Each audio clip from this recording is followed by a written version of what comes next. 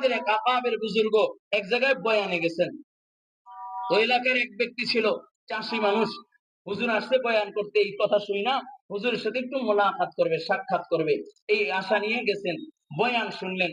বয়ান শোনার পরে একটু চিন্তা করতে, যদি একটু মুসাফা করতে পারতাম, একটু যদি মুসাফা করতে পারতাম তাহলে ধন্য হয়ে যেতাম।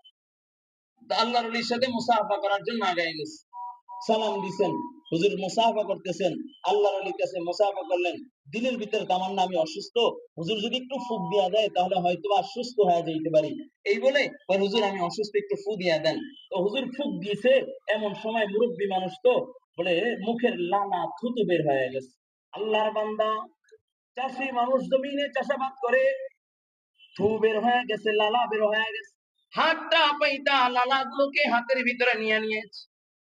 স্টেজের পিছনে যেয়া আসমানের দিকে তাকাইয়া ডাক দিয়া বলে, আল্লাহ, ওলামায়ে কেরামের জবানে শুনেছি তোমার হাবিব, তোমার বন্ধু যখন থুতু ফালাইতো সাহাবায়ে কেরাম হাতে দিয়া চাইটা চাইটা খায়া ফেলতো।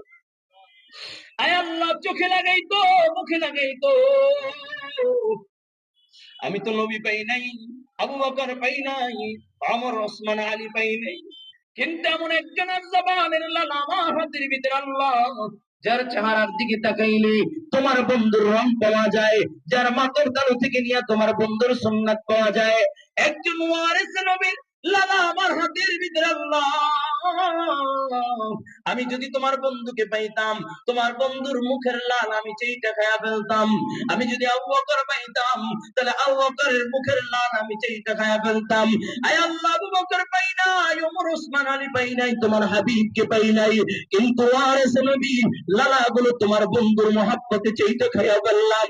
আল্লাহর বান্দা বাড়িতে চইলা যায়, রাত্র বেলা যখন ঘুমা যায়, ঘুমের ঘরে স্বপ্নের যুগে দেখে মদিনার নবী মুহাম্মদুর রাসূলুল্লাহ সাল্লাল্লাহু আলাইহি ওয়াসাল্লাম স্বপ্নের যুগে ডাক দিয়া বলো, আমার আশিক, আমার মুহাব্বতে, আমার মুহাব্বতে ওয়ারিস নবীর লালা খায়া ফেলছো।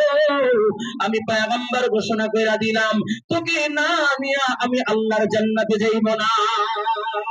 একটু জোরে বলা যাবে কি আল্লাহু আকবার?